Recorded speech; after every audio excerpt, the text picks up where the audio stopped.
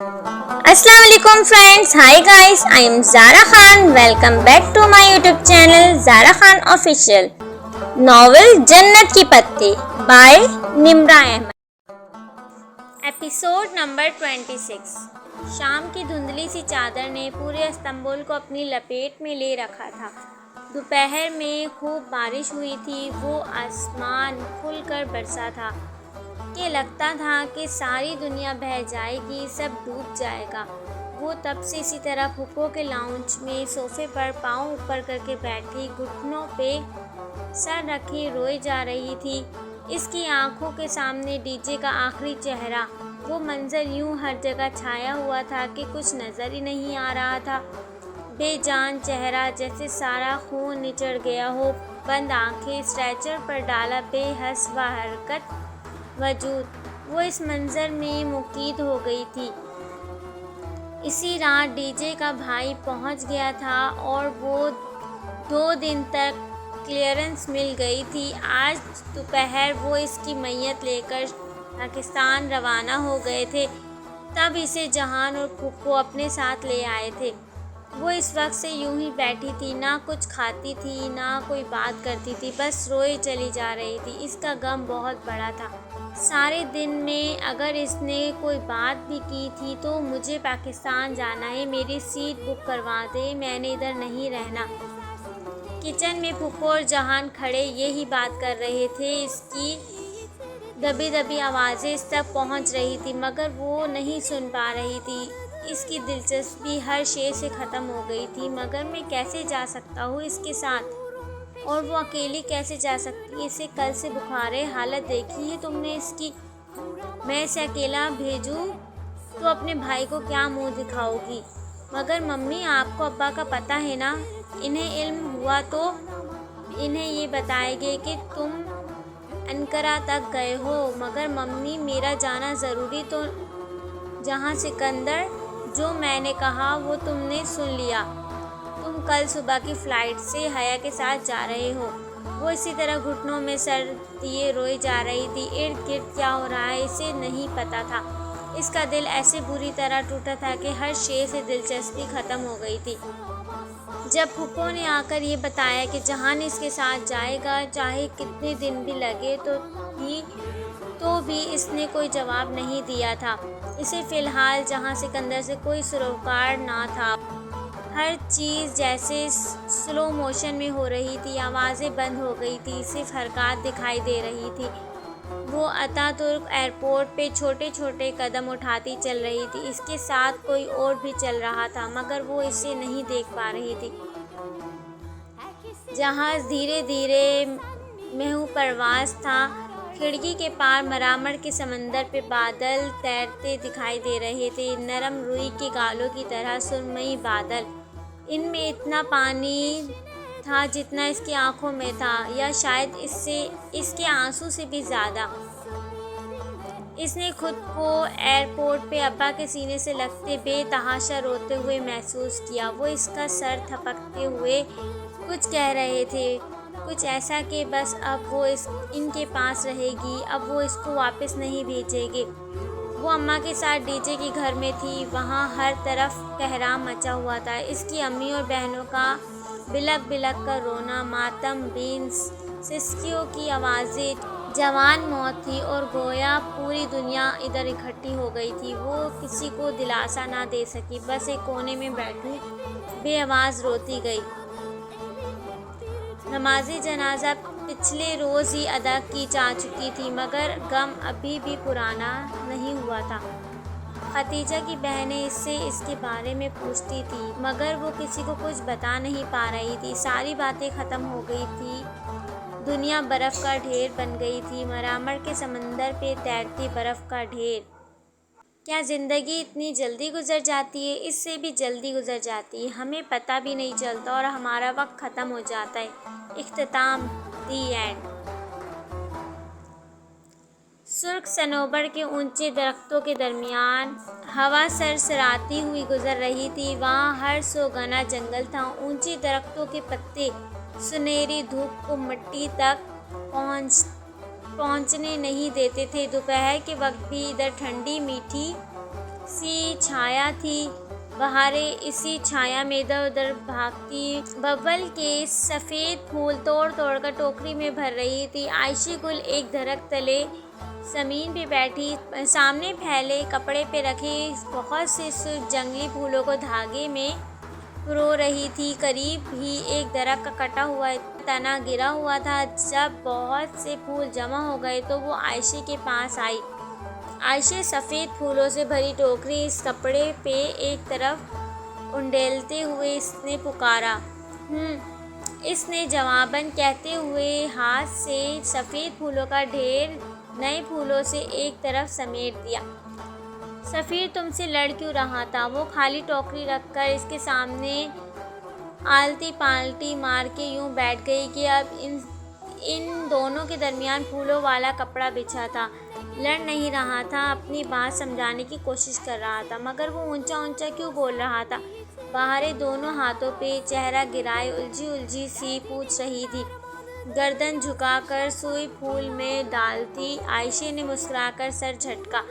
जब इंसान दूसरे की बात नहीं समझना चाहता तो वो यूं ही ऊंचा ऊंचा बोलता है। तुम्हें पता है ना, इसके पेरेंट्स ने इसकी शादी इसकी पाकिस्तानी कज़न से तय कर दी है और वो इससे शादी नहीं करना चाहता। क्यों नहीं करना चाहता? इसकी मर्ज़ी नहीं होगी। इसने सुई को फूल की दूसरी तरफ से निकाल कर खींचा। धागा खींचता चला आया। फूलों की लड़ी लंबी होती जा रही थी। शादी मर्ज़ी से होती है ना? हाँ। वो अब बहारे के सफ़ेद फूलों को हाथ से इधर उधर टटोल रही थी। फिर जब मैं बड़ी होगी तो मैं अब्दुर्रहमान से शादी करूँगी। फूलों को समेटता इसका हाथ रुका। इसने एक खफकी भरी निगाह बहारे पे डाली। बुरी बात बहारे गुल, अच्छी लड़कियां यूं हर बात नहीं कर लेती, मगर मैंने अब्दुर्रहमान को कह दिया था।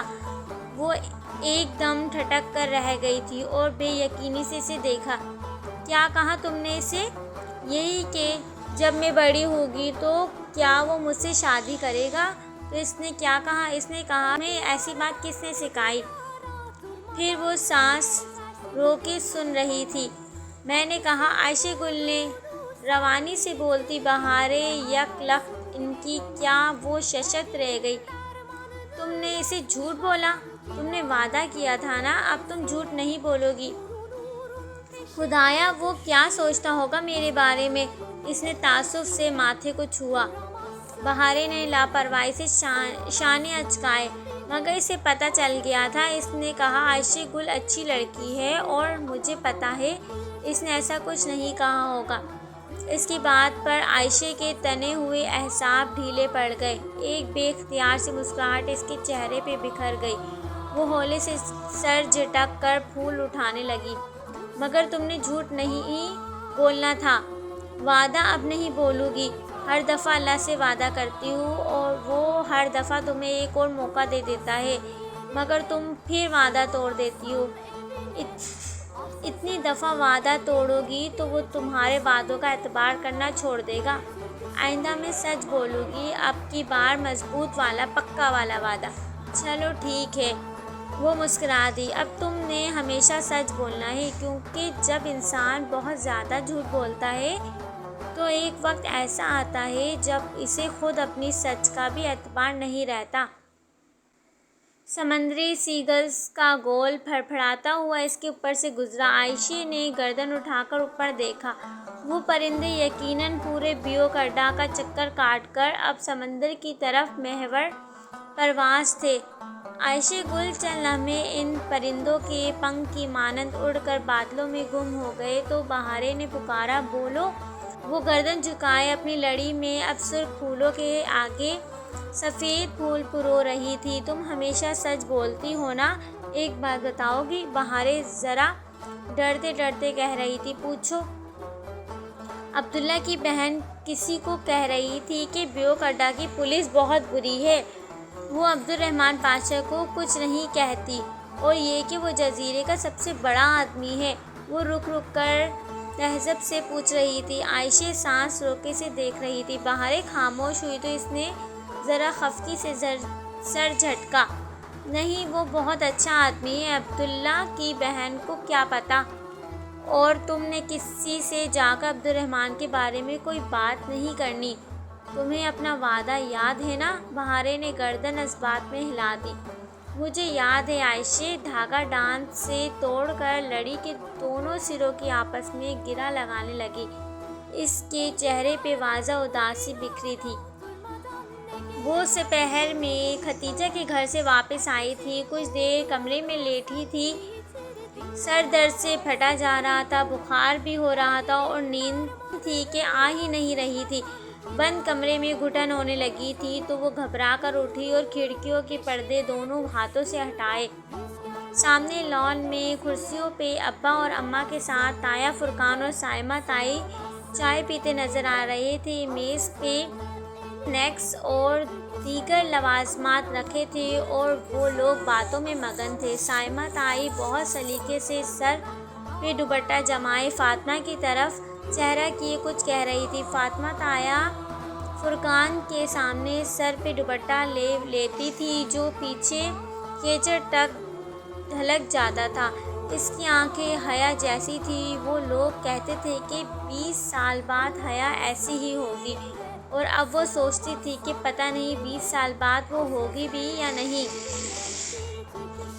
وہ شاور لے کر سادہ سا ٹراؤزر پہ ٹخنوں کو چھوتی سفید لمبی قمیص پہنے ہم رنگ دوپٹہ سر پہ لپیٹے باہر آئی۔ پہلے عصر کی نماز پڑھی کہ نمازیں ان 3 دنوں میں وہ قریباً ساری پڑھ رہی تھی۔ خدیجہ کے لیے ڈھیر ساری دعائیں کر کے وہ اٹھی اور پھر دوپٹہ شانوں پہ پھیلائے بالوں کو کھلا چھوڑے کچن کی طرف آ گئی۔ فاطمہ فریج سے کچھ نکال رہی تھی۔ اسے آتے دیکھا تو فریج کا دروازہ بند کر کے مسکراتی ہوئی اس کی طرف آئی۔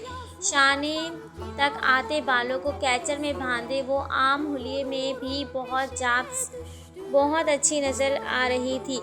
میرا بیٹا اٹھ گیا؟ انہوں نے اسے گلے سے لگایا پھر ماتھا چوما۔ جی مسکرانا چاہتی تھی مگر آنکھیں بھیگ گئی۔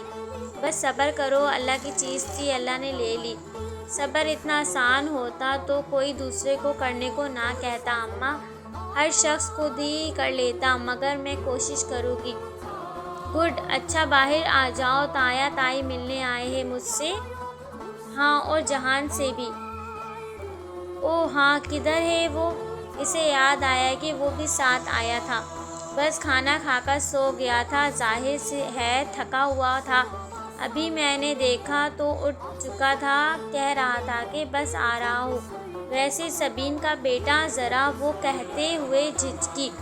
ذرا پراؤڈ سا ہے نہیں، وہ شروع میں یوں ہی رہتا ہے اور بعد میں؟ حیا نے گہری سانس لی۔ بعد میں بھی ویسا ہی رہتا ہے، شروع اور بعد کے درمیان کبھی کبھی نارمل ہو جاتا ہے۔ وہ باہر آئی تو اسے دیکھ کر تایا فرقان مسکرائے۔ وہ جھک کر ان دونوں سے ملی۔ اتنے عرصے بعد ملا ہوں اپنی بیٹی سے، اور وہ بھی ایسے موقع پر۔ تمہاری دوست کا سن کر بہت افسوس ہوا، اللہ اس کی مغفرت کرے۔ آمین۔ وہ سر کے اثبات کے ساتھ تعزیت وصول کرتی کرسی کھینچ کر بیٹھی۔ ہوا کیا تھا اسے؟ سائمہ تائی نے تعصب سے پوچھا۔ Brain haemorrhage. چند لمحے کے لیے ملال زدہ خاموشی چھا گئی، جیسے برآمدے کا دروازہ کھلنے کی آواز۔ چیرا۔ وہاں سے فاطمہ باہر آئی تھی، وہ ان کے عقب میں جہان بھی تھا۔ اس نے سیاہ ٹراؤزر جس کے دونوں پہلو پہ لمبی سفید دھاریں تھیں کے اوپر آدھے بازو والی سرمئی ٹی شرٹ پہن رکھی تھی۔ آنکھیں خمار آلود تھیں جیسے ابھی سو کر اٹھا ہو۔ چہرہ اور سامنے کے بال گیلے تھے۔ وہ شاید پانی کے جھپٹے مار کر تولیے سے منہ خشک کیے بغیر باہر آ گیا تھا۔ اسے آتے دیکھ کر سب اس کی طرف متوجہ ہو گئے۔ وہ لان کے دہانے پہ پہنچا تو لمحے بھر کے لیے ذرا سا گھاس کو دیکھا، پھر ایک نگاہ سامنے بیٹھے افراد کے قدموں پہ ڈالی جو جوتوں میں مقید تھے، پھر ذرا جھجک کر گھاس پہ چلتا ہوا ان تک آیا۔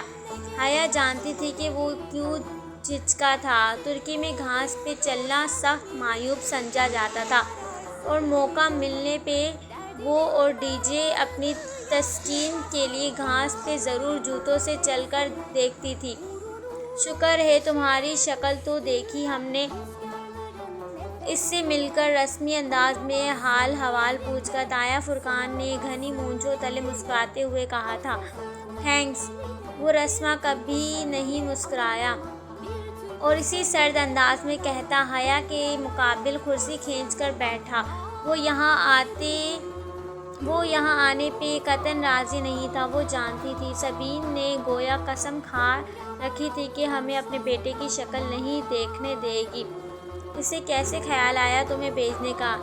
اس کے لیے دیے انداز کا اثر تھا کہ تایا فرقان کے مسکراتے لہجے کے پیچھے ذرا سی چبھن در آئی تھی۔ ممی کو اپنی بھتیجی کو اکیلے بھیجنا صحیح نہیں لگ رہا تھا، سو مجھے آنا پڑا، بغیر کسی لگی لپٹی کے اس نے کہہ دیا۔ منگیتر کے الفاظ تو دور کی بات ہے، اس نے تو میری کزن تک نہیں کہا تھا۔ گویا رشتوں کی حدود واضح تھی۔ سلیمان صاحب کے ماتھے پہ ذرا سی شکن ابھری تھی اور سائمہ تائی کے لبوں کو ایک معنی خیز مسکراہٹ نے چھو لیا۔ حیا بالکل لا تعلق سے لان کی کیاریوں میں آگے پھولوں کو دیکھنے لگی۔ وہ اور ڈی جے ہمیشہ تقسیم پارک سے پھول چرانے کی کوشش کرتے تھے، مگر وہ کیئر ٹیکر ان پہ سخت نگاہ رکھتا تھا۔ اور تمہاری ممی کب آئے گی؟ سلیمان صاحب نے چائے کا گھونٹ بھرتے ہوئے پوچھا۔ ممی کی بھتیجی اور تمہاری ممی؟ اس کی گھرٹ کے مرد آج بہت تول کر الفاظ ادا کر رہے تھے۔ کچھ کہہ نہیں سکتے، اس نے شانے اچکا دیے۔ جہان جوس لوگے یا چائے یا پھر کافی؟ فاطمہ نے چائے کے خالی کپ ٹرے میں رکھتے ہوئے اس کو مخاطب کیا۔ وہ مردوں کی بہ نسبت اس کو داماد والا پروٹوکول دے رہی تھی۔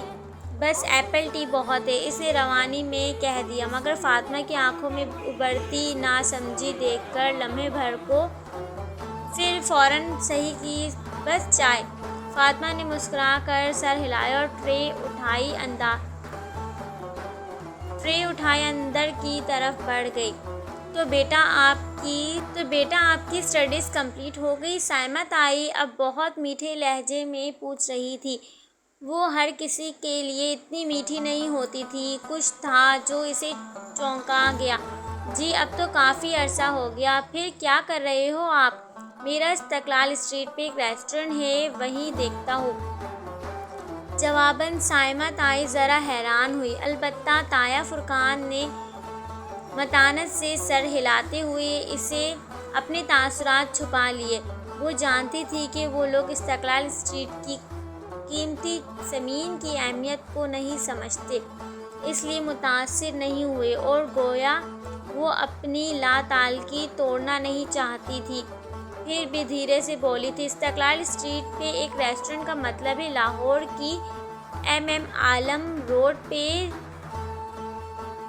2 ریسٹورنٹس؟ وہ کہہ کر کیاریوں کو دیکھنے لگی۔ اوہ اچھا، گڈ۔ ان کے تاثرات فوراً ہی بدلے تھے۔ والد صاحب کی طبیعت کیسی ہے اب؟ جی ٹھیک ہے، وہ مختصر جواب دے رہا تھا، تبھی فاطمہ ان کی چائے کا مگ ٹرے میں لے کر آئی۔ کچھ لو نا بیٹا، تم نے کچھ نہیں لیا؟ جی میں لیتا ہوں۔ اس نے مگ اٹھا لیا مگر دوسری کسی شے کو چھوا نہیں۔ تایا فرقان اور سائمہ تائی ادھر ادھر کی چھوٹی موٹی باتیں کر کے جلد ہی اٹھ کر چلے گئے۔ البتہ جاتے وقت وہ جہان کے لیے دیے جانے والے آج رات کے ڈنر پہ سب کو مدعو کر کے گئے تھے۔ تمہاری چھٹی کب تک ہے پھر؟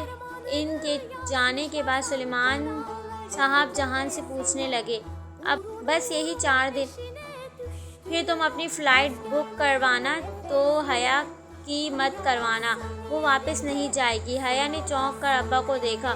اوکے، جہان نے ایک سرسری نظر اس پہ ڈالتے ہوئے شانے اچکا دیے۔ مگر ابا، ہمارا کانٹریکٹ؟ وہ ایک دم بہت پریشان ہو گئی تھی۔ میں تمہارا میڈیکل سرٹیفکیٹ بنوا دوں گا، کانٹریکٹ کی فکر چھوڑ دو۔ اب میرا مزید حوصلہ نہیں ہے کہ تمہیں باہر بھیجنے کا۔ اس بچی کا جنازہ دیکھا ہے میں نے، اتنی دور اکیلی बच्चियाँ भेजना कहाँ की अक्लमंदी है। कल को कुछ हुआ तो अब्बा इसकी ब्रेन में अंदर बहुत पहले से हया। जो मैंने कहा वो तुमने सुन लिया। इसका अंदाज इतना दो टोक और सख्त था कि इसने सर झुका दिया। जी अब्बा, जहान लाताल्लुक सा बैठा चाय की घूंट भर रहा था। ओके गाइस, आज के लिए इतना ही। नेक्स्ट पार्ट नेक्स्ट वीडियो में। Please subscribe my YouTube channel. अल्लाह हाफ़िज़।